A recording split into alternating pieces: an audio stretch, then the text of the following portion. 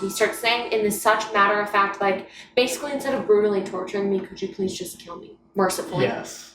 And I'm like, you hate yourself. He clearly cannot. He despises himself. Mm-hmm. It's insane. What happened to him? I want a backstory on Criston Cole. I want to know who raised that man.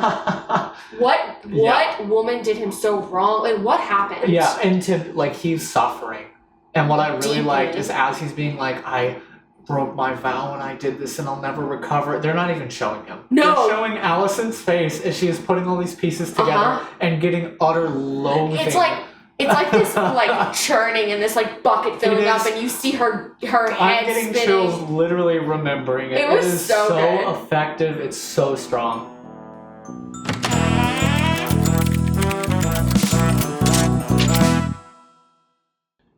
Hi everyone, I'm Madison. And I'm Alex, and welcome to the Writer's Room, where we analyze media in various forms and tell you why it works or why it doesn't. Today we are talking about House of the Dragon Season 1, Episode 5, titled We Light the Way. Quick spoiler warning for all of House of the Dragon, all of Game of Thrones, and any of the novels associated with it. That's Fire and Blood, the Game of Thrones, the Song of Ice and Fire series, any extended universe, anything that could pertain to Game of Thrones, we might talk about it. You've been warned. A quick summary before we get started. Are you ready? Yes. Here we go. 3, 2, 1. Dracarys. The episode opens on Lady Rhea in the Vale. She's when Daemon, her husband, appears. He ruthlessly murders her, leaving it to look like an accident. Viserys and Rhaenyra and the new hand, Lionel Strong, sail to Driftmark to propose the marriage of Laenor and Rhaenyra. Corlys accepts the deal, while Rhaenyra and Laenor make a deal themselves that they can marry, but still pursue their own love interest. We meet Joffrey, Laenor's lover. Then, on the way home, Criston Cole proposes to Rhaenyra and asks her to run away with him. She turns him down, and he is distraught by his sins. Back at King's Landing, Alicent says goodbye to her father Otto, who blames her for his title as Hand of the King being revoked. Larys Strong sneakily tells Alicent about the tea Viserys gave to Rhaenyra at the end of last episode. Alicent then goes on to confront Criston Cole, who confesses to his own relations with Rhaenyra. We begin our wedding feast where Daemon shows up and then is upstaged by Alicent showing up wearing green. Rhaenyra and Laenor dance with lots of watching eyes. Joffrey confronts Criston Cole about his relationship with Rhaenyra. A fight breaks out in the crowd, and we see Criston Cole brutally beating Joffrey to death. We then see a small wedding in the throne room, intercut with Criston Cole planning out his suicide. The wedding ends, and Alicent stops Criston Cole. All right, 1 minute, 12 seconds. Okay, that wasn't bad. Very nice. Let's get into it. This was a really good episode. I really liked this episode. Yes, I thought it was really strong. This is the second episode directed by, what's her name? Her name is Claire Kilner. Clara Kilner. I think she really understands the story that's trying to be told, and I think she does it in a really good way. And I think it's a lot of what we've sort of talked about. It's always layered, right? And I think something that this episode has a lot of is two characters talking, which is like most of Game of Thrones. But what I like about it is usually one person thinks one thing, and then they find out they're wrong, and it's something else. And she's done a lot of stuff. She's been a director on Fallout and Gen V. Oh, wow. Okay. Yeah. So she's been around. Very cool. Well, it's her veteran stars show. This is a really, really well-directed episode, and I'm really excited to talk about it. Yeah, so let's start with the first scene. Mm-hmm. We have... This opening scene was really cool. This was great. This was like straight out of Lord of the Rings. Yeah, it was. Just these swooping visual shots. And I didn't realize we were in... I think I knew we were in the Vale, but I didn't know like who we were with. Yeah. And again, it's just super refreshing when you're with such a tight-knit community of people to start with somebody who's barely even mentioned, right? It's just really fun. So, I think the shots were all beautiful. It was so green. It was so pretty. The sky was so blue. You have her riding on horseback, and then you see Daemon in a cloak. I literally wrote in broad daylight. Right? Like, he's not hiding this really very well at all. He doesn't. Yeah. I don't think he cares. It was also really funny that he's there in his cloak, and she immediately goes, husband. Yeah. And, like, recognizes him immediately. I thought we got a lot of good information also. We know he doesn't like her. We've known that for a long time. He calls her the bronze bitch. Like, we know that.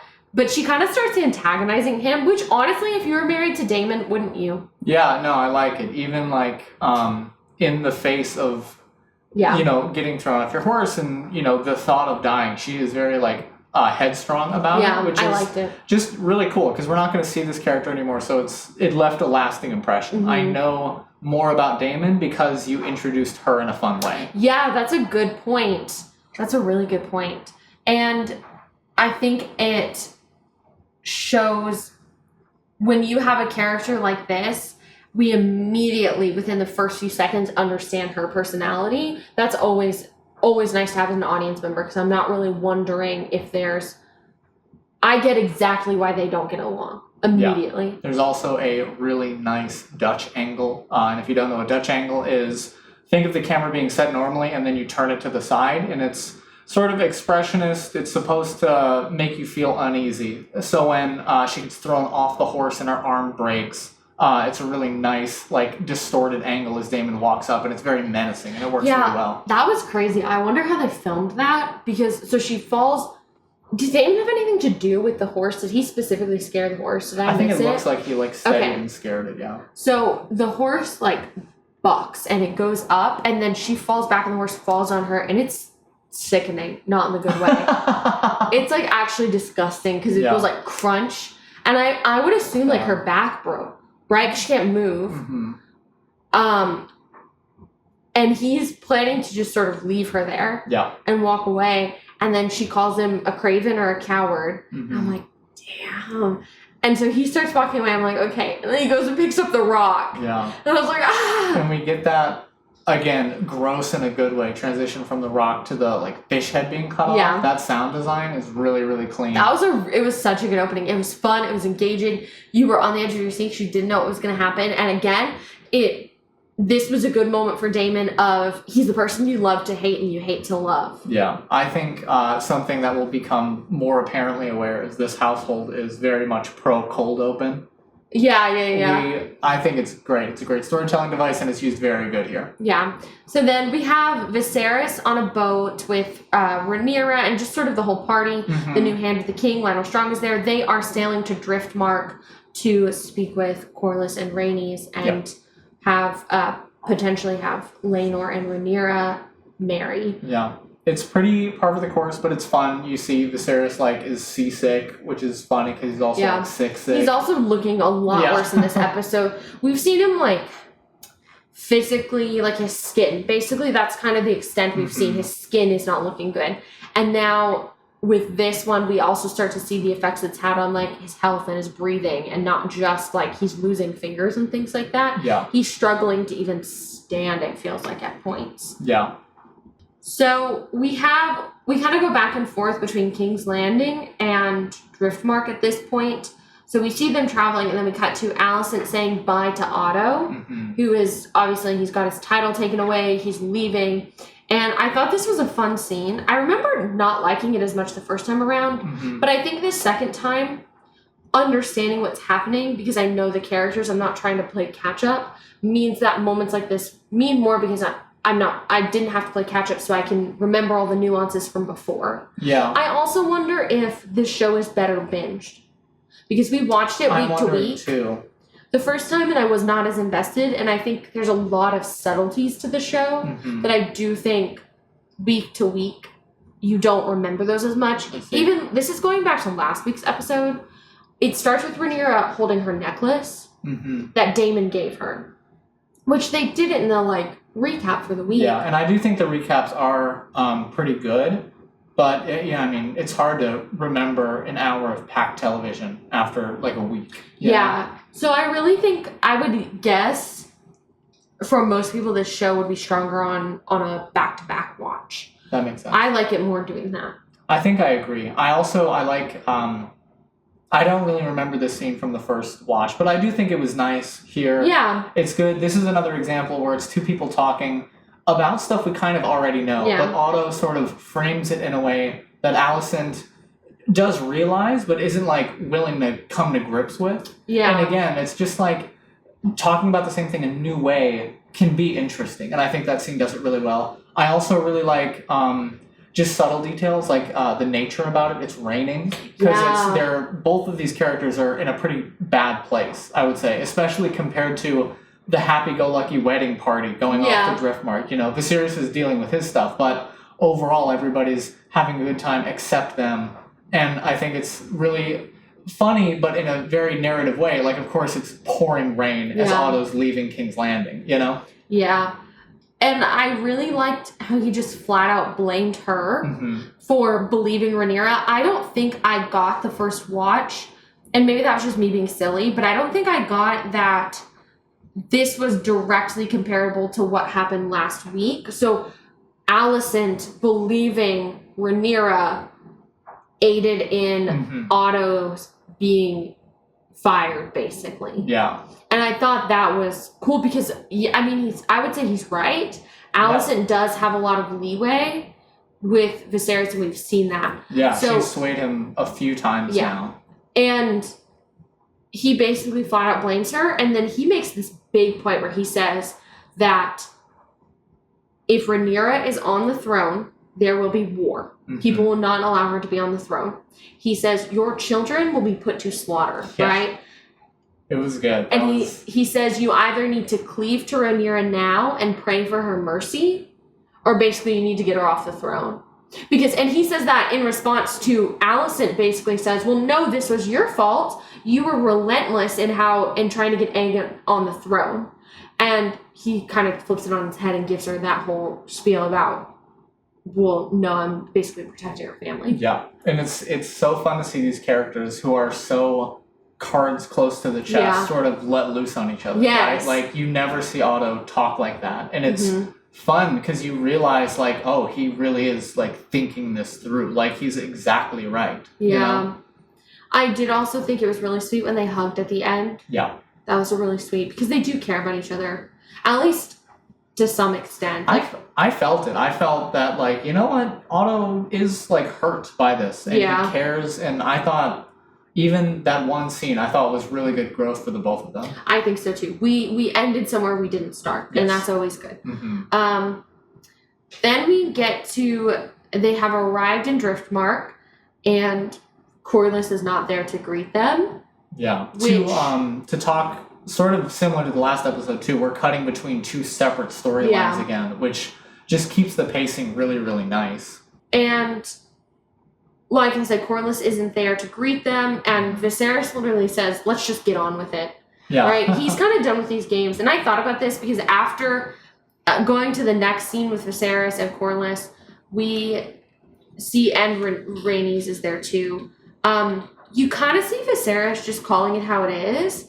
And I don't think he's a weak person, and I feel like this episode showed that. Especially because he gets really introspective later in the episode. I don't think he's a weak king or a weak character. I do think he likes to sort of brush things off. Yeah. But I think in sort of his sickness and getting sicker, he's just kind of cutting right to the point. And I think that's really fun to see how this is changing his character. Yeah, and again, it's really solidified. Like, when you're the king and you're naturally, like, sort of trusting, you know, you're not constantly thinking, how do I stay on the throne? Like, you made it, you did it. And you know, if 100 years ago your ancestors have taken the throne and you believe 100 years from now your family will still be on the throne, like, it's inconsequential what anybody, like, thinks in the moment, you know? And I think he's just over it. I think he's just absolutely over everyone sort of nagging him about the same things. After this scene, we have sort of a short scene. I thought the subtleties in this episode were also really strong. Like, there's a little moment where we see Rhaenyra looking at Laenor, and that was, I, like, caught that. It was really subtle, but it was nice, and she's kind of like, okay, that's who I'm going to marry. And it was just a fast moment, but all the little subtle moments like that, I think, read really well this episode. And there's a huge 20-minute chunk of this episode is just a bunch of eye movements. Yeah. And later on it plays so well. It really does. And you see it here too. So then we cut back to King's Landing, and Alicent is talking to Larys Strong.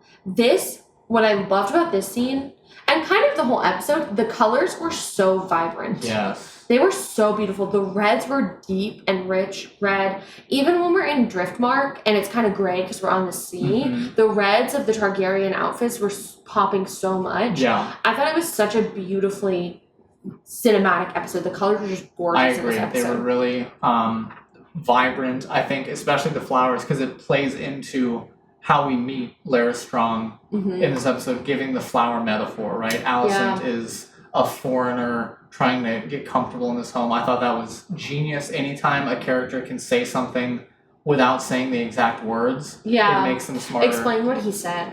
He said he called out to Allison saying something like, a foreigner trying to make a new home. And then he talks about how these flowers are originally from Bravos. And they're like, by all accounts, they shouldn't be here, but yet they thrive. And it's just, it's so good. It brings back the Jamie, Ned Stark conversation, right? They're saying everything except what they mean, which is just I love that. Very good. And it is obvious, but it's quick, so it needs to be obvious, and it's a perfect balance. Yeah.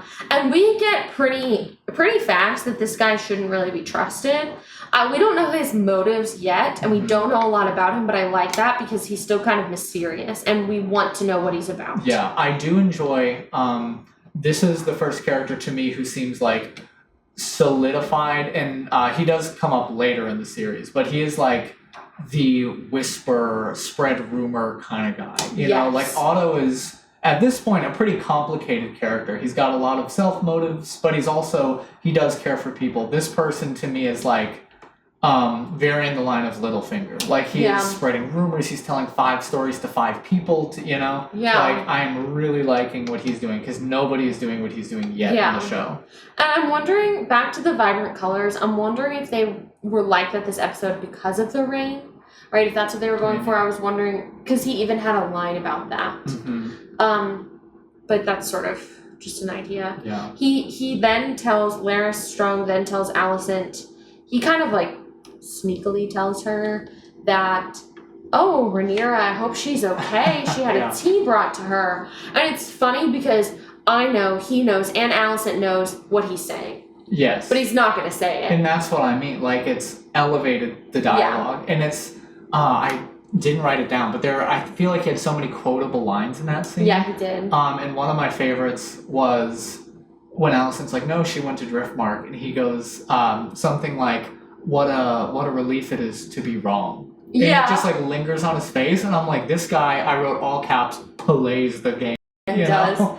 And you can see they do this long shot of Alicent, and her face just kind of goes like and you hear her internal monologue. It's so good. Like I can literally hear her in my head saying, my father just had to leave me. I have no friends here.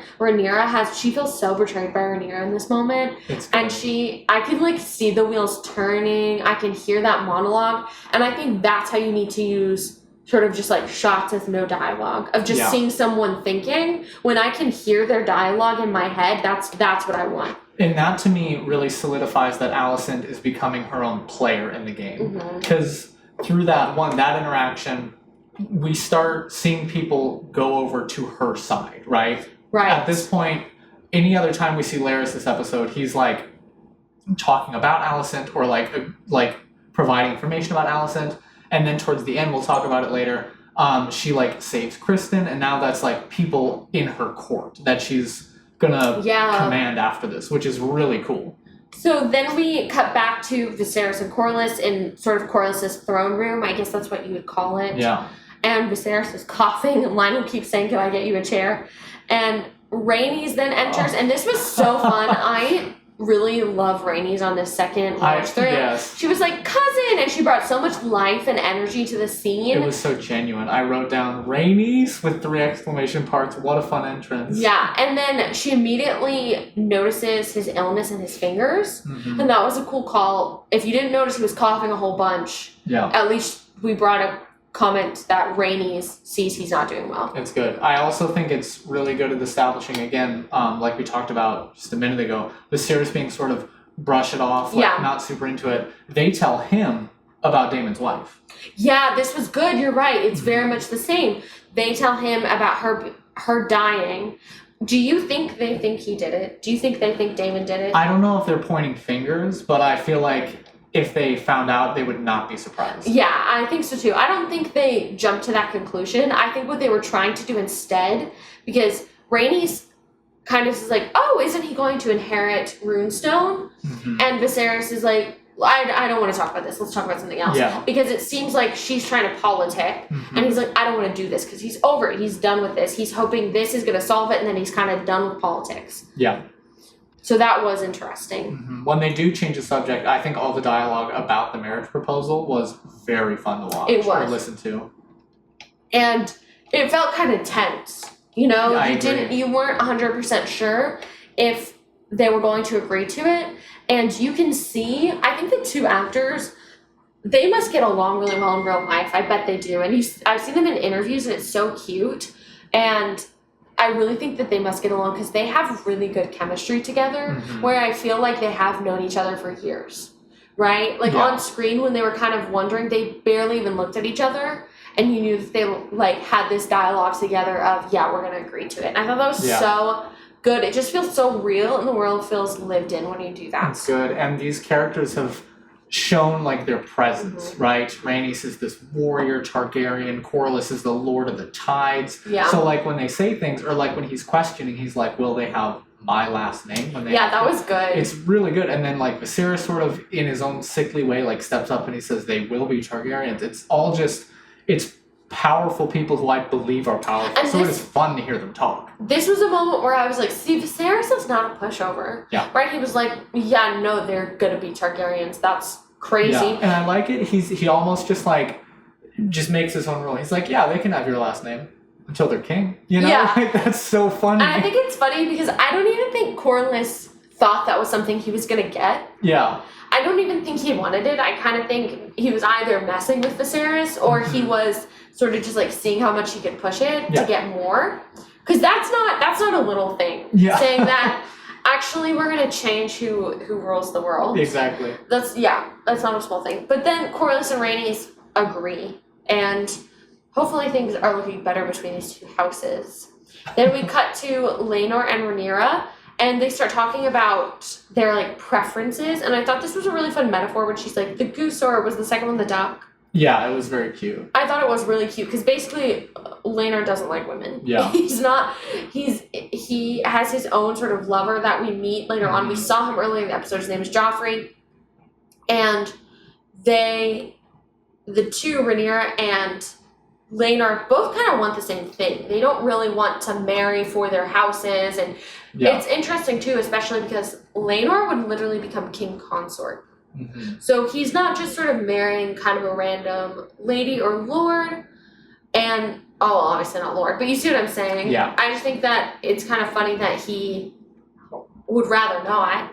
Yeah. And so they're both really in the same situation. They both want to be with someone they care about, and so the metaphor dialogue I think was really cute. And she was like, I don't like goose or whatever, and he was like, I've tried it, but it's not for me, and then they kind of come to this agreement and this deal that, well, we'll just do what we want. No one has to know. And I think that was really fun. Yeah, I think it's fun to see another character not only like Rhaenyra, but in a similar, like, position of power, you know? And it's fun to see, like you said, again, they would, like, much rather choose, like, what would make them happy than, like, being king, literally. Yeah. You know? I also think they're outside, they're walking on the beach. It's very colorful, very pretty. And I also, it's a fun, like, sort of turn on its head, like, you know, like walking along the beach, this romantic thing, and they're talking about how they don't find each other attractive. Yeah, you know? that is funny. That's really funny. And it's just a nice change because you don't have the sea in King's Landing like that. It's very good. I thought they used the stepstones very well in this episode. And the set was really cool. So after this scene, we then see Rhaenys and Corlys, and I really liked this scene. This scene was really sweet. We see Rhaenys and Corlys, and they're discussing Laenor, and they called it like his true nature, and basically they know that he likes men. They know he doesn't want to marry a woman and be with a woman, and it was really, Rhaenys was really sweet to me. She kind of just like supported that. Yeah. And it was kind of funny for Corlys to be like, he'll grow out of it, and blah blah blah. It's like, well, that's not really how it works.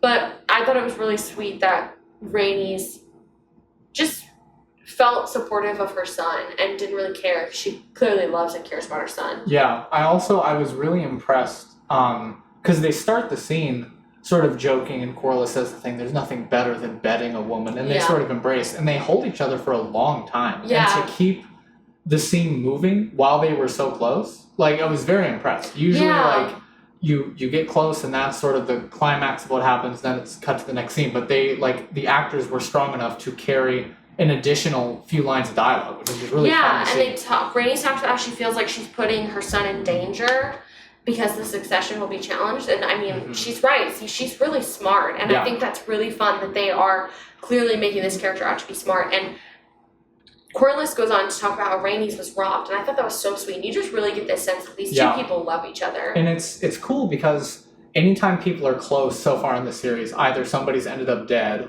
or it's like a very well done, intimate scene with no dialogue. So to have two people so close and it's just dialogue was something we haven't seen, and I think they picked the perfect pair to have that. Yeah, and it was cool the set of this, all the like kind of seashells. It was all really subtle, but I still thought it looked really cool. It looked so different from King's Landing. Even just the shape of the throne, it all felt very like nature-esque because we're on the ocean. It was just really fun. I thought the set design was cool. And then we cut to Joffrey and Laenor. Joffrey's kind of teasing him, messing with Laenor, and Joffrey is the lover of Laenor. Yes. And basically it's clear that Laenor is not having it with, he doesn't really want to do this, and he knows that he needs to.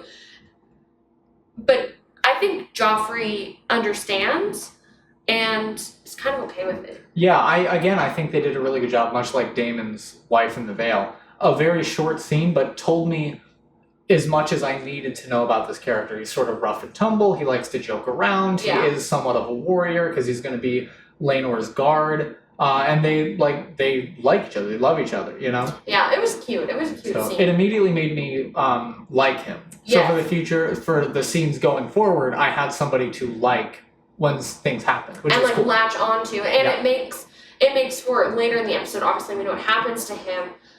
It makes that scene more impactful because you're kind of like, oh my gosh, like I liked this character. I was ready to like ride it out with this character. Yeah. And it was definitely giving like Sir Loras energy. Like I thought this person was going to be like around for a while. Yeah, you know? Yeah. Maybe not like in the foreground, but yeah, you thought he was going to be there. And then this was a really cool transition. Joffrey says, because then you also get the sense of like Joffrey maybe he's nosy, he's kind of fun, he likes to know what's up, and he goes, I wonder who Rhaenyra's consort is. And then we pan to a profile of Rhaenyra, and then Criston Cole comes into frame. Yeah. And I was like, that's genius. It was good. It was a nice big rack focus. It was gorgeous. And then we have this beautiful sunrise in the background. It's pink and blue. It's so pretty. And then we move into this scene between Rhaenyra and Criston Cole. This might be my favorite scene of the episode. I really liked it. Because again, we kind of just see Criston Cole making this like face where he's like stoic. I mean, that's like kind of his thing because you know that internally he's a very troubled person. Yeah. And we get more of that later on. And so you kind of see him like really buttoned up and holding everything in. And this was the one scene I think he got to kind of like show who he really is. Yeah, and it shows that he's very comfortable with Rhaenyra at this point. To sort of let loose a little bit like that. And I think it foreshadows later that he's got an edge. I definitely do. It's crazy because living in the release of season 2, like everybody hates Criston Cole. I'm a fan right now. I really like Criston Cole's character at this point.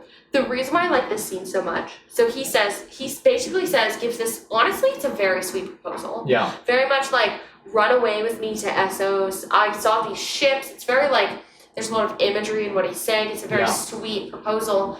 And he's like, let's marry for love and not the crown. And I'm thinking like, wow, that's really sweet. No. Yeah. Right? Like, no.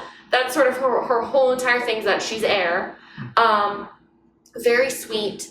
And she turns him down, which is her right to do so. And honestly, she'd be batshit crazy not to. And he then gets angry. And I think this is where we see the first real instance of like the true Criston Cole. Yeah. And what does he say to her? He says that he took this vow of chastity to be in his position, to be in the King's Guard. And that's all he has. And since they've been together, he has essentially felt like sinful, right? He's felt wrong.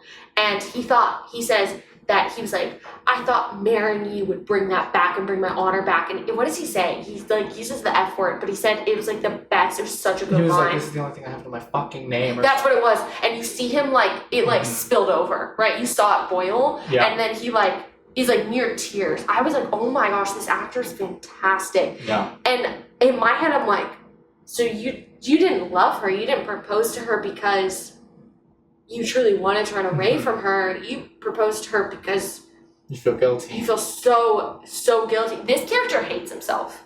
Like, truly cannot. He despises himself. And I think that's why I like him on screen. I think so like too. I'm not gonna buy a shirt. Don't get me wrong, but you can clearly tell. Much like we said before, the writers, I think they like writing Criston's scenes. Yeah, I think so because he's such a depth-filled character because they've written him that way, and it's going really well so far. I can see the pendulum swinging on sides. I know something's building up.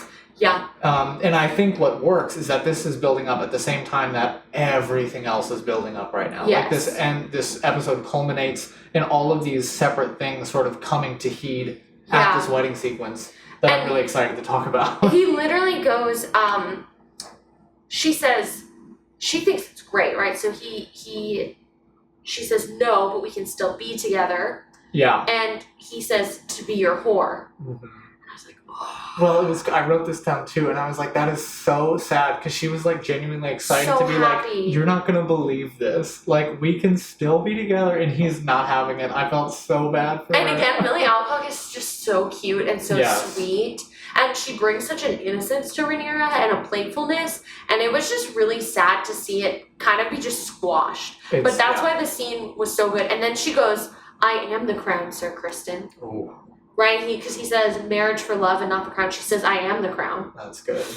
That's good. I need more dialogue like that because I think that it's kind of rare. I feel like these last 2 episodes have been really good. Yeah. Maybe I'm remembering wrong. I will get to it, but those one-liners are so good. They're I so am the good. crown. You are. Okay, so then we get back to Alicent and King's Landing, and obviously they've traveled, they've landed. She calls in Criston Cole. Mm-hmm. And I'm like biting my nails. And she's around the bush about it. Oh, wait, can we go back a little bit? Yeah, of course. So something I really liked, right as they land, right? Viserys gets out of the carriage, and we go up to a shot of Alicent looking down from the tower. Yeah. And then we cut to an over the shoulder of Alicent as Viserys falls, right? And he's like, we're still at Alice's POV, so Viserys is like far away on the ground. And then we cut back up to Alicent looking up, showing this like complete switch of the power dynamic, right? Mm. Because she's mad about Otto, and that like, she is like looking down at him, and it is shown through the cinematography in a really, really smart way. Yeah, it's good. The cinematography Which in these sets last 2 up episodes. this next scene of her like, again, essentially just courting people to her side, And, okay, so she calls Criston Cole, and she's beating around the bush. She's taking a really long time to ask it. She's like, well, of course it'd be treasonous to even say it, blah, blah, blah. And she's waiting and waiting and waiting. And I'm like, I mean, I've seen this episode, and I didn't remember what happened. And he goes, it's true. And I gasped. Yes. I was like, and then I guess he doesn't know about the Daemon thing. Yeah. And so, why would he? And it's so good, because I was like, oh, he's going to, like, corroborate the story and basically say that, yeah, they did it. And he goes, I did the act you think I did. Yes. I was like, no, shut up. Well, that's what I mean. Like, we know all the information that they're talking about. So we are at the edge of our seats because we know that they don't know. And then Alicent figures out, and Criston accidentally sells them both out. And it's just like, that is how you reintroduce information in a fun way. Somebody else learns something. Somebody gains something from that. I think that's my favorite scene, actually. You think so? Okay. I think that's my favorite scene. It's so good. Okay. And again, when you end the scene different than how you started it, those characters were very different. I loved seeing, and then after he says that, he starts saying, in his such matter-of-fact, this actor is so talented, he starts saying in this such matter-of-fact, like, basically instead of brutally torturing me, could you please just kill me mercifully? Yes. And I'm like, you hate yourself. He clearly cannot. He despises himself. Mm-hmm. It's insane. What happened to him? I want a backstory on Criston Cole. I want to know who raised that man. What woman did him so wrong? Like, what happened? Yeah, and he's suffering. And what I really Deeply. like is as he's being like, I broke my vow when I did this and I'll never recover. They're not even showing him. No. They're showing Alicent's face as she is putting all these pieces together and getting utter loathing. It's like this like churning and this like bucket filling up, and you see her head I'm getting spinning. chills literally remembering it. It was is so good. effective. It's so strong. I think that scene was really fun and very interesting, and just like you said, we know more, and so it creates that dynamic, and it's just all these moving pieces that I think we missed in some of the earlier episodes. So seeing it now is like, and there wasn't a time jump. Yeah. This wasn't a time jump, and I thought that was kind of cool. It was to cool. see, because we haven't really seen every other episode. I think has had a time jump. Yeah. And so even a small one, and so it's fun to see how the episode before directly affected this episode. Yeah, you don't need to open with any establishing exposition because we lived right there. Yes. Anything else about this scene or the scene before? No, I mean it was chef's kiss. Yeah. I really liked both of those scenes. And we learned more about each character, and that was fun. So we cut to Viserys, and the Maesters are working on him, right? And he's sitting right in front of the 3D model, and I thought this scene was another really good scene. Yeah. He's sitting there and like leaned back in his chair, and the model's just behind him. And you see just this man who really did have this ambition, and you just kind of see in his brain everything crumbling down. Like, he is coming to terms with his own death. Yeah. And having this whole thing being shot in front of that 3D model, it gave the 3D model purpose. It was very and the strong. angles were really cool. It was like right on level with him when we were looking at him. Yeah. And then when he was talking with Lionel Strong about, because he started talking about his legacy and like what will they remember him for, it's at an upward angle at Lionel Strong. Yeah. And it just, you looked like you were looking at him from Viserys, and you just really felt like you were Viserys in that scene, and it was really nice. And he, sorry. no, you go ahead. It's, again, just, we've established that these two characters are very trusting of each other. Lionel was just named Hand after Otto. So it's just a sad old man, like, contemplating death with his, like, only friend, who's not his daughter or his wife. Yeah, know? and he's not even really that old is the thing. Like, Yeah. I say old man too, but like he's really not even that old. For sure. And Otto alludes to that. He's like, he will die before he becomes an old man at the beginning of the episode. Yes. Which is really cool. It was a good way to put it too. It was good dialogue. Yeah. And he says, like, what will I be remembered by? What will they say of me? And then he even says, he says something about how, like, we've lived in a time of peace. Yeah. And Lionel says that is a good thing. And he's like, yeah, but they don't write songs about it. And he says, I wish maybe I could have been tested and been greater. And that if I would have given a chance, I could have been another Aegon the Conqueror or something like that. And it was... Yeah. Well, and then Lionel, again, as Viserys says, anybody else would have been like, of course, yes, of course. Right. Lionel says, well, it's probably better it didn't happen. You know? Yeah. Because, again, I think Lionel is just, like, truly a good person, which is rare to see. And it's this dynamic, even if it doesn't need to be bitter rivals, but people butting heads is fun to watch, right? So all of our main cast has at least one person who they can sort of lance against, you know, whether it be like an actual enemy or just somebody who's telling them the truth, and it makes it much more fun. Yeah, I agree. So then we see, this is a really cool shot. We see all of the ships coming to King's Landing, and then we see the two dragons, which I'm guessing are Rhaenys and Laenor, right? I think so. Sea Smoke, and I can't remember Rhaenys' dragon's name. I thought the dragons looked really cool. I thought they looked good. And anytime we've had an effect where they're like on the open ocean, I thought that looked really pretty. It did, I think so too. So that was just fun. It felt grand. It feels important because then we're getting into this wedding feast, this welcome feast. Quick. And this, from here on out, it's the feast, or it's the wedding, basically, and it's good. It is good. It is gorgeous. The costumes. I was going to say, before we get into the plot, decoration. Let's talk about just how everyone looked. It's great. They treated it like a big set piece sequence number that it is, and it was fantastic. I thought it was really cool. I don't think it's a Westeros tradition for the bride to be in white, because we've seen other weddings, and they're not really in white, I don't think. Yeah. And so I thought it was kind of funny when Alicent's whole thing is questioning Rhaenyra's honor. I thought it was really fun putting her in white. Yeah, I think because she wasn't like in Targaryen red or black. She was in white. Yeah. And I think that was just, anyone watching, like in America, is going to make that connection. So I just thought that was really fun. Yeah. And her hair with the jewels, and like it looked like a dragon's tail, like behind her. It was all, she just like head to toe perfect, like stunning. And then you have all of the Valerian people, Driftmark people coming in, and they're all in these beautiful gold colors. And I just thought, those costumes were beautiful. The Lannisters come in and they do the shot with the guy playing two actors again that looks phenomenal. It was really pretty. The costumes were beautiful. The dancing, like just thinking about how choreographed, because it was such a tight space too. It was. So to have all of this dancing and merriment and like the fight and stuff breaks out after, just like everything was well choreographed. It also reminded me a lot, again, not comparing Game of Thrones in terms of quality, but in terms of like execution, it reminded me a lot of Joffrey's wedding. Where we do get this big lavish event, but really what we're there for is the 40 eyes looking around at each other. And I think this did that exceptionally well. It did.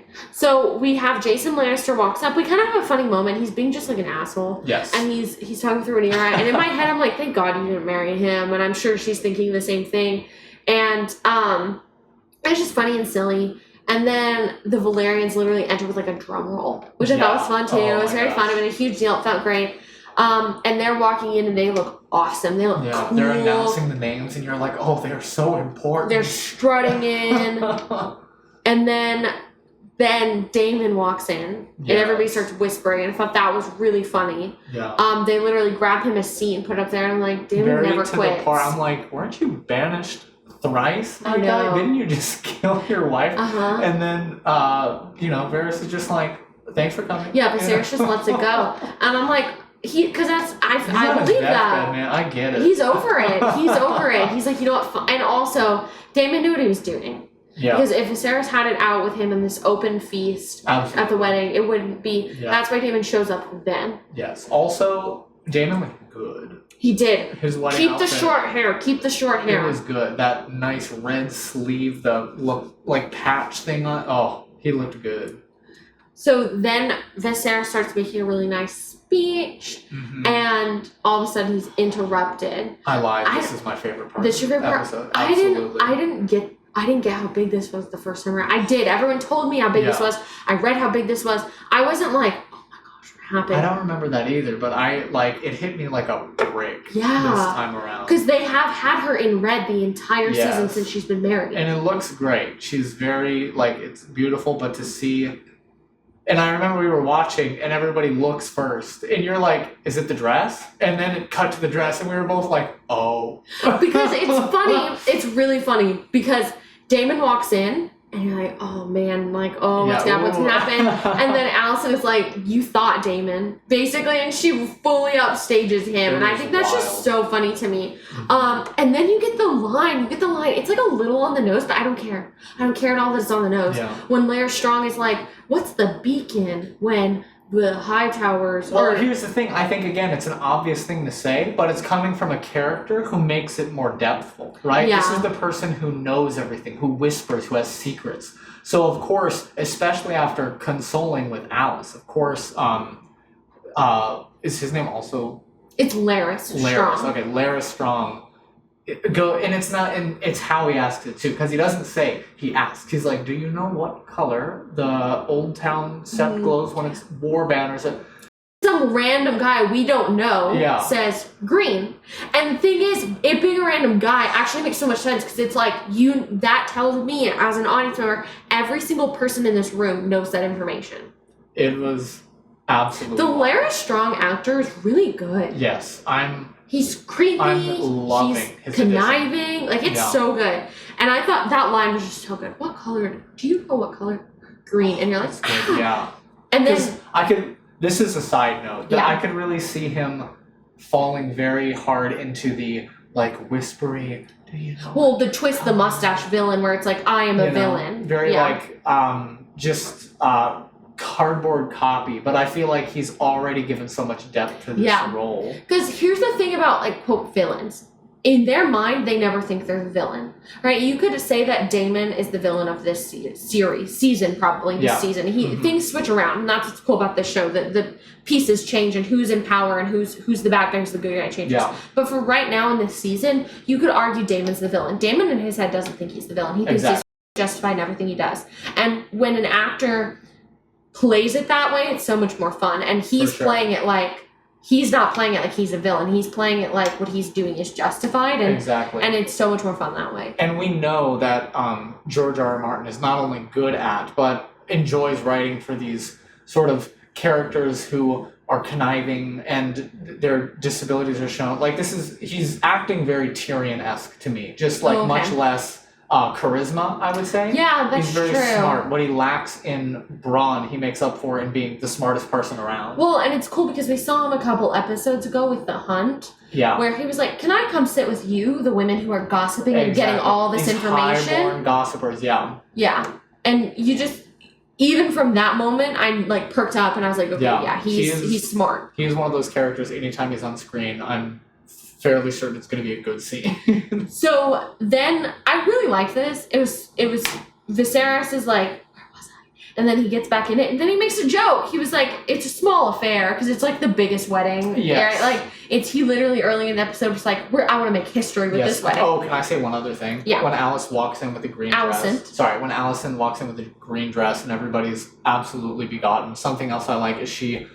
goes up and she addresses Rhaenyra as like, congratulations, stepdaughter. Yeah. You know, and it's just like, oh, you know, it's crazy. And then she like kisses Viserys on the cheek. Yes, and, like, I wrote this down too. It's like the director who, again, beautiful job with the last episode, I feel like is really focusing in on how to tell this story about women from the women's perspective. I agree. They're fully, at least Allison right now, is fully weaponizing this idea of like the feminine wiles, right? Yeah. Like she is using all of her tools to get all of these different people like, I am important, like I am the queen, and she is super effective with that. And it's showing her growth throughout this episode. And I do think this director, because she's talked about it after the episodes, talking about from the woman's perspective, and I think that really enhances it because the story at its core is about, they've written it to be about Alicent versus Rhaenyra. They made that change from the books, basically. So I think having it from their perspective, I think that's why the pilot was so strong, because it was Rhaenyra's perspective, and I think that's why these last 2 episodes have been strong. And I hope they keep doing that. Yeah, that'd be great. But back to what I was saying. So Viserys is like, where was I? And then he starts a speech again, and he makes a joke about it being a small affair, which I thought was really cute, and everyone laughed. Yeah. And it's like, I think that just was a subtle way that, yeah, people do like Viserys. Yeah, well, and it's very conducive to life. Like, not everything is serious. And, like, I get it, courts and wars and things, and, like, it's hard to find time for comedy. But life has both. Like, there's tragedy and comedy in life. So it makes the world feel more real. Yeah, I fully agree. Especially when we don't have sort of the lowborn characters who are more accustomed to, like, jokes and vulgarity. Or, like in Game of Thrones, you have, like, Bronn, right? And he's not, and he gives us, you have comedic relief characters. And this one, it's harder just because it's all kind of like families, you know? Yes. But I think any time for a joke is a good one. So then we move on and we get this dance between Rhaenyra and Laenor, and I thought I thought the choreography was really cute. Very good. It was fun. I really liked the music. I thought the music was so good in this episode. It sounded almost modern with the drums and drums. There was a lot of piano heavy in it, but I did not mind it. And usually I would, not because it needs to be period, but I think when I think of the soundscape of Game of Thrones, it's a very specific sound. It's a lot of heavy strings, you know. But I thought it was very, very effective. I agree. Yeah. It felt fun. It was fun music, and it felt fun to both them and me, and I think that's what's cool about it. I wrote this down too. It's the music was used really well to float between scenes as we went on in this big sequence. So we'd see like 2 people talking, and then the music would get a little louder as the camera flies over the crowd dancing to another 2 people, and it just like it connected everybody while still making it really easy to follow, and I thought that was very well done. Yeah, this was really, really cool. You have them dancing, and that starts the eye contact. Well, it's not even eye contact, it's the watching. So you have Alicent watching this person watching this one, and that was really cool. So we see Alicent she's pissed, she's brooding, she's so mad. like she's absolutely done. So I think that's really fun. You even saw this moment where like Viserys is just like feasting. Right? He's not. He's going to town on like a crab or something. Yeah, and I think that's funny, probably because that's what he can enjoy right now. He can't get up and dance. For sure. I kind of felt bad. I felt bad too. I remember like seeing that shot, and he like looked kind of sad just by himself. Well, I was like, oh. So I think what happens is he's like having a time, and he sees that Allison's pissed, and he's kind of like, "What is she pissed about?" Yeah. And I thought that was really funny, and it just felt like the funniest married couple thing to me. Boomer dad. Yeah, like what is she mad about, right? Like that was really funny. So we have that moment. We have Alicent goes up and talks to her uncle. Yes. And he literally says like, "Old Town stands with you," and it's like, all she did was wear her green dress, like, right? Like, what does that mean? Yeah. And that was really good because it showed that it's bigger. I don't think anyone here, except Otto, realized how big what's happening is. Mm-hmm. I don't even think as audience members we realized how big it is. We know what's happening. We know it's going to turn into the Civil War because we know the books. But to have someone, her uncle, say, "Hey, we stand with you." Yeah. That's a big deal. Yeah, well, and that, and like again, further solidifying that Otto may be gone, but like we are still following you, the queen. Yeah. You know? Exactly. Like it's not Otto pulling the strings, which I think they did a lot of work to make us realize it was him in the first few episodes. Yeah. It is fully now Alicent is working by her own accord to do what she wants to do. Yeah. And then we get Gerald Royce of Runestone, who is the cousin to Lady Rhea, Daemon's now dead wife. Mm-hmm. He walks up and he's kind of like, gonna pick a fight with Daemon and kind of tries to tell him off. And it's funny because Daemon doesn't even pretend that he's upset. He didn't even try. He's like, "Yeah, that's so sad." And I thought that was so funny. Yeah. And that's another like Daemon character thing that I wish we would have seen earlier in the season. Mm-hmm. Because now I'm like, that is so funny and I love that and I want to see more of that. Yeah. And it's again the love to hate kind of thing. And it's that witty banter, right? Yeah. Because he said like right after this, "Oh, I'm planning, what's the line of succession for your landing?" Yeah. Because I think it goes to me. I'm actually going to fly out there tomorrow. And that's so much cooler than, "I'll kill you right now." Yeah. You know? It's just, that's a Daemon I can fall in love with. That's a Daemon who is layered and more than just somebody who's going to fight 10 million crab guys. You know? Yeah. I have a question. Why do you think he kills her now?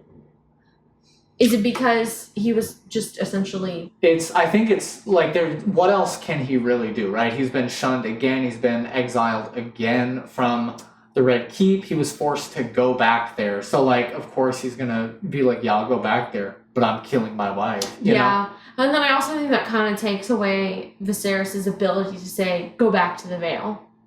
Yeah. Or if he's going to go back there, he's going to rule it and then do something else to make Viserys mad or something. Yeah. So I think it's... I don't know if there's a bigger overarching reason in his mind to do this. I think it's just like, let me keep fucking with my brother, really. Yeah. It was fun. It was great. I was just curious. Motivated.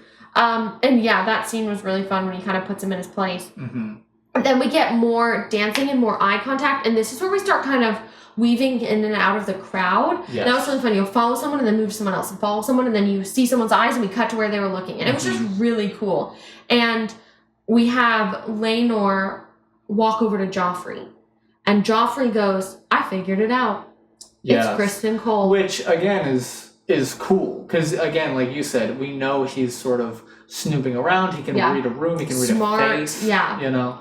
And one, it makes me wish like a character like that could have stayed around. He's obviously... I also believed that he put those pieces together. Yes. I never doubted that. For a couple reasons. One, you sold me on who this character is. Yeah. I believe this character. And we also know Criston is not in a good place right now. So he's probably not hiding any of his feelings. Exactly. So y'all played this up enough that I believed it. And that's what I sort of meant earlier about all of these things are coming to fruition all at the same time, even though they're separate, right? Yes. Which is just so fun to watch as an audience member because you don't realize it's happening until it's happening and you're like, "Oh, wait, no. Oh, my goodness," you know? Yeah. And so then Laena is looking real pretty. She's not a little kid anymore. Yeah. I mean, she kind of is, but Yeah. right. Was it 16? Right. she might be 18 now. I'm not sure. But Damon sees her and he's like, "Wow, she looks good. Let me hop on over there." And what is it? She's like, "Sorry about your wife," but he says, "I'm not." Yeah, literally. And he says, "You're almost as pretty as your brother." So these were just funny lines, and so they start dancing. And he's flirting, and it's again that feels dangerous. I'm enjoying it because it means so much more. He's like, there's so much implication to all these actions now, which is so much fun. And you don't know Damon's motivation at this point. Mm-hmm. Is he doing this to get back to Viserys? Does he think it'll give him power? Like, does he actually think she's attractive? Like, what? We don't know his full motives at this point, which again helps it feel dangerous. Mm-hmm. Speaking of dangerous, Joffrey goes to speak to Criston Cole and kind of like threatens him a little. And truly, I get why he did this. He's just, I agree. You go ahead. I don't think he means it as a threat. Like, he is threatening, but I think it's in the sense that I know the situation, and we all know the situation, and we should all just be cool. Yeah. You know, is essentially, and like, he came on a little strong, but like, I get it. Like, you're trying to protect this person you love. Both of these secrets would mean total ruin for all of them, right? Why do you think Criston Cole took this so harshly? I have thoughts. Why do you think? Okay. I think, again, we've done a really strong mapping of Criston's like mindset throughout this episode, right? We know that he's not a good place. He is feeling sin and regret and remorse, and he thought his answer was going to be to run away, and she was of course going to say yes. And so I think he's just in a really vulnerable spot. And again, like we've said this from the beginning, he's like seen battle, he's been battling, so there's nothing that would tell me he wouldn't be prone to like violence. So I think that they're like somebody threatening him, not only him but Rhaenyra, his inner faith, like everything that he has built himself up to. I can totally believe that that is like the tipping point for him. I think part of what it was is he feels like he has essentially committed a great sin. Yes. And I think what's kind of funny is him and Alicent, I would venture to say they're probably pretty similar. Well, I was going to say at the end, when they like find each other, I think it's really fun to play with this idea of he's eternally sinful and Alicent is very religious. And righteous. So righteous. And I think it's this idea that it's like cognitive dissonance. So he can believe that it's not real. He can kind of believe that nobody knows it and pretend and sort of convince himself it's not as sinful as it is because nobody knows. And it's like bringing that sin to light. Yeah. And sort of that man now embodies everything I hate about myself. And so he kind of takes that out on him. See what I mean? It's this big dissonance in his head of right and wrong and being sinful, and this man is showing me my sins to my face. Yeah. Because like we said, he hates himself. So I think it was really good. I agree. He's kind of like just keeps being like, what's your business? What do you want? And just being like direct and to the point. And Joffrey is, again, a really fun character. It's just kind of like... Which I think catches it off guard because they do establish him well. He has 2 scenes in this episode. Yeah. Like you said, I can definitely see him sticking around. Like, it's a cool character addition with this marriage that's happening. And then for him to just be gone, it's like, I was shocked. It was surprising. It was. Criston snaps, like a riot starts, basically. Yeah. Well, so then we get to Laenor and Joffrey are next to each other. Yeah. And I thought this was just Rhaenys and Corlys kind of noticed them because they're kind of laughing. They do this thing at one point where Laenor like puts his head on Joffrey. Yes, while they're like dancing. This was a little bit earlier, and it's just again so subtly tells me there's more to the relationship. And I love those moments. Anytime touch can mean something that's important, I think I love seeing those. And then Viserys is eating, and Daemon then goes and pulls Rhaenyra aside. Yes. And this was again a good scene. They start speaking in High Valyrian, and always a good choice. Why do you think Daemon did this? He sees she's happy and wants to like... I think so. I think it's very bitter at this point. Like, I feel like there's no plan at all. Because even she's like, go ahead, take me, whatever. Right. You know? Exactly. She's like, kind of, I'm tired of this, Daemon. You don't know. Yeah. And while at the same time we're seeing Viserys eating and getting more and more sick. So we've got Laenor, Joffrey, Criston Cole, Rhaenyra thing that's culminating and bubbling. We've got Daemon here causing trouble, now interacting with Rhaenyra, bubbling. Yeah. And we've got Viserys getting sick, which is getting more heightened, along with Alicent. Like, everything is it's just getting madder and madder. absolutely getting to the tipping point. And we're reaching that. And I think they did such a good job. The cinematography of this, genius. So we see them talking in High Valyrian and like, Rhaenyra's like, fine, take me to Dragonstone, claim it as heir, take me then. And it's kind of just like, she's kind of just calling his bluff. Yeah. And we see their tension growing, getting a little bit heightened. Well, it keeps cutting from us being able to see them. And then Viserys' POV, which is him seeing the crowd. And it's kind of like they're dancing and it keeps blocking them and being in the way. And so you start worrying what's going to happen. They start putting on their, it's coming back to them. And then we cut to Viserys. And then we see him like grab Rhaenyra's face. Yeah. And the crowd pushes and blocks them completely. And then we're like, what's happening? Yeah, well, then, like, violence breaks out. We yes. see. The music cuts. It's kind of revealed, which those shots were just so genius. I cannot get over them. It is, like, it's a talent to make a shot purposefully confusing in a way that is still very pretty. Yes. And I thought that was very well and done. not confusing. I knew exactly what was happening.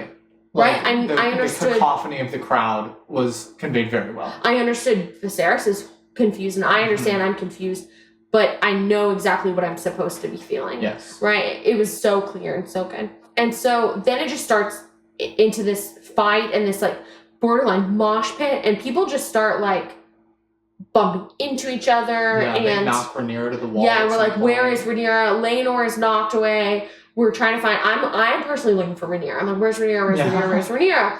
And Viserys is looking for Rhaenyra, and then his nose starts bleeding because here's the thing, he's the king, so he very much could be like, stop this, right? And like, people probably would listen to him. Yeah. But his nose starts bleeding, and so he's sort of incapacitated at that moment. And then Harwin grabs Rhaenyra and takes her out. And then it's revealed that like Criston Cole is just going to town on Jon. It's disgusting. Yeah, it's pretty bad. Like, it's really bad. And I think they, at the end, so people try to like take him off, and he's like shooing him away, and he just goes into him and he keeps punching Joffrey. Long dead, and he's still and beating they him. cut to Joffrey's face, and it's just disgusting. But I feel like it was really important to show. Like, I think so too. Just seeing how far Criston's gone, which again is somebody who's like, oh my gosh, I slept with a woman, you know, to like punching half this guy's face off. Like, this man needs therapy. You don't want to be with this man, Rhaenyra. You went from Daemon to this man, right? You know what I mean? I mean, she didn't really. That type. It's yeah. I agree with the violence was merited because it told me more about the story and the plot and the character. It also, the prosthetic dummy, whatever they used, gross as hell. It was good though. It looked so good. It was disgusting, but it looked very good. And everyone just kind of like backs up and lets him at it. And then we just immediately cut to, we see Laenor on the ground like sobbing.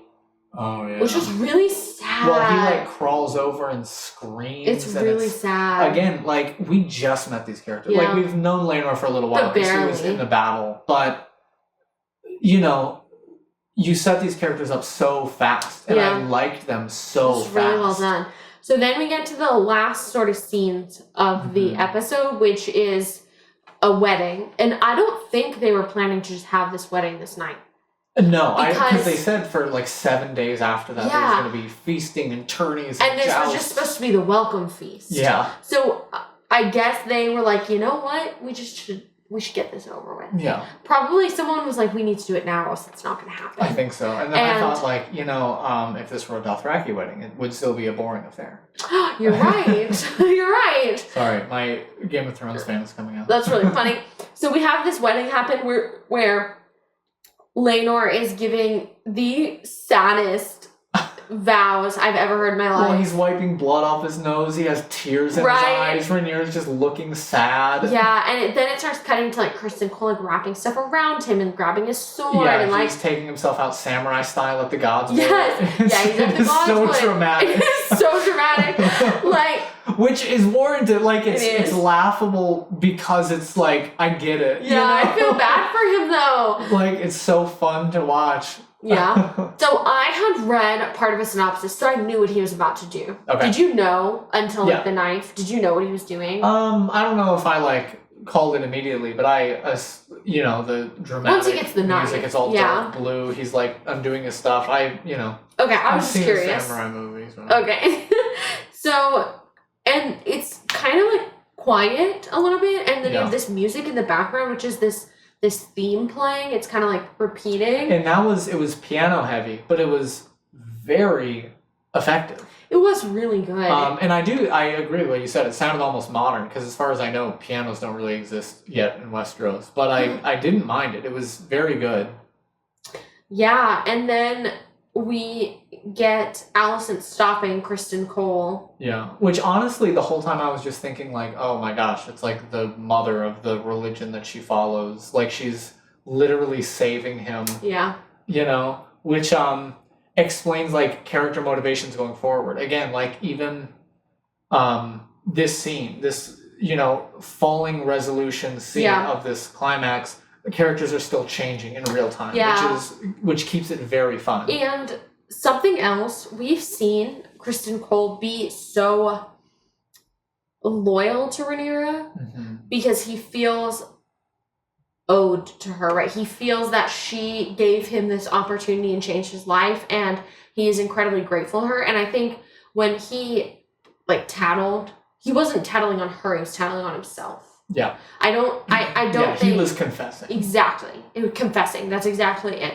So I think he's incredibly loyal to Rhaenyra. And this is a bit of a spoiler. It's not really one, but it kind of is. You can probably assume from the end of this episode that Criston Cole and Alicent are going to become close. And I can now see, having watched later in season 1 and season 2, why they become so close, because she saved his life. Yeah.